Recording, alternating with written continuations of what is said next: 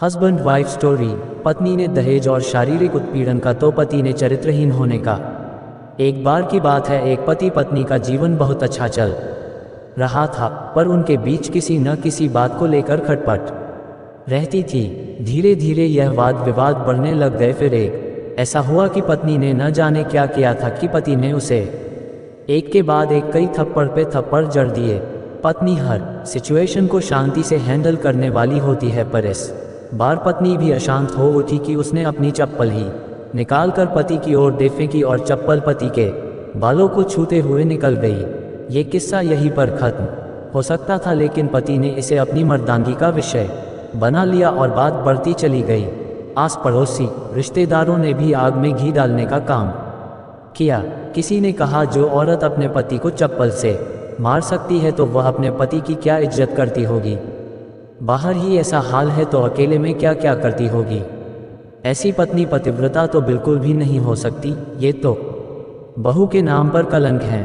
बीवी के मायके वाले कहाँ पीछे रहने वाले थे। किसी ने कहा, जो स्त्री के साथ मारपीट करते हैं उन्हें तो जेल भेज देना चाहिए। तो कोई और कहता, जरूर उसको कोई और पसंद आ गई होगी, इसलिए यह पत्नी के साथ अच्छे से नहीं रहता और मारपीट करता है। बात कोर्ट तक पहुंच गई। दोनों पक्षों ने एक दूसरे के खिलाफ केस फाइल कर दिया। पत्नी ने दहेज और शारीरिक उत्पीड़न का तो पति ने चरित्रहीन होने का आरोप लगाया। 3 वर्षों से अधिक समय के लिए केस चला था। इन 3 वर्षों के दौरान दोनों पति पत्नी अलग अलग रहे थे। इस समय के दौरान पति पत्नी की आर्थिक स्थिति कमजोर हो गई थी। जो उनके करीबी थे वह पैसे के नाम पर मुंह फेर लेते थे तो कोई मोटे ब्याज से देने के लिए राजी होता। आखिर में वही हुआ जो माँ बाप और रिश्तेदार चाहते थे, डाइवोर्स। पति पत्नी खुश हो गए और रिश्तेदार भी, पर 5 साल की सुखद शादी और एक सुंदर बेटी होने के बाद मिले इस डाइवोर्स से पत्नी मूक थी और पति शांत था। इत्तेफाक से दोनों पक्ष खुशी मनाने के लिए एक ही चाय की टपरी पर बैठे आमने सामने। पति पत्नी भी रिश्तेदारों से दूर एक दूसरे के सामने मेज पर बैठे। पत्नी ने पति से कहा, अब तो खुश होगे ना, जो तुम चाहते थे वही हुआ है, मुबारक हो। पति कहता है, तुम भी जो चाहती थी वैसा ही हुआ है, कॉन्ग्रेचुलेशंस। पत्नी ने पूछा, तलाक को तुम जीत का प्रतीक समझते हो? पति चुप रहा।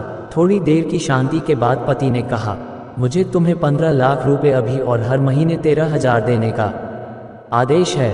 अभी मेरे पास पैसे नहीं है, इसलिए मेरा जो सिटी में फ्लैट है उसे मैं तुम्हारे नाम कर देता हूँ। पत्नी बोली, लेकिन उस फ्लैट की कीमत तो 30 लाख की है। पति ने कहा, वो तो है, लेकिन हमारी बेटी भी तुम्हारे साथ है। आगे जाकर उसके खर्चे भी बढ़ने लग जाएंगे तो तुम्हारे लिए आसानी रहेंगी। पत्नी कहती है, नहीं नहीं, मुझे तो सिर्फ 15 लाख रुपए ही देना, और तुम हर महीने 13,000 तो देने ही वाले हो, तो मैं ऐसी में मैनेज कर लूँगी। अगर तुम्हारे पास 15 लाख भी नहीं है तब भी बात नहीं है, मैं मैनेज कर लूँगी। दोनों फिर से शांत हो गए। पति सोचने लगा, कितनी भोली और समझदार है ये औरत, जो समय पहले तक मेरी पत्नी थी।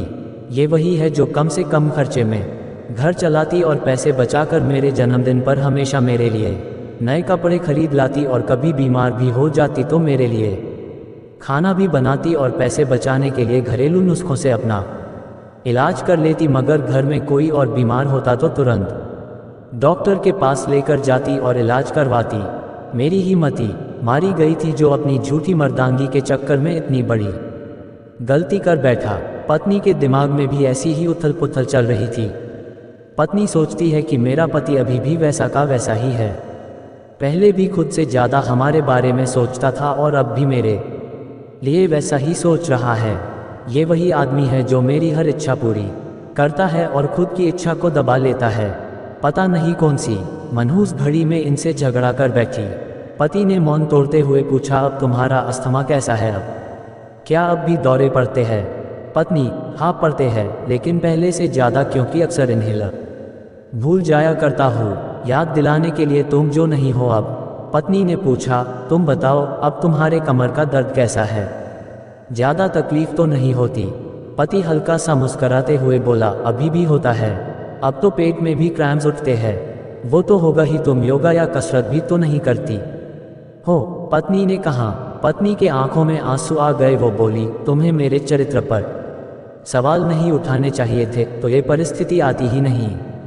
पति मुझसे गलती हो गई, मैं लोगों के बहकावे में आ गया था और तुमने भी तो मुझ पर दहेज का इल्ज़ाम लगाया था।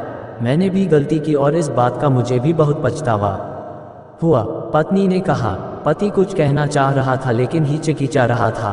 पत्नी ने पूछा, कुछ कहना चाहते हो? बोला, क्या सब पहले जैसा नहीं हो सकता? क्या मतलब? पत्नी बोली, मतलब कि हम फिर से पहले की तरह पति पत्नी बनकर सच्चे दोस्त बनकर नहीं रह सकते। पति बोला, पर ये डाइवोर्स के पेपर दिखाते हुए पत्नी ने कहा, फाड़ देते हैं। पति ने अपने पास रखे डाइवोर्स के पेपर फाड़ते हुए कहा।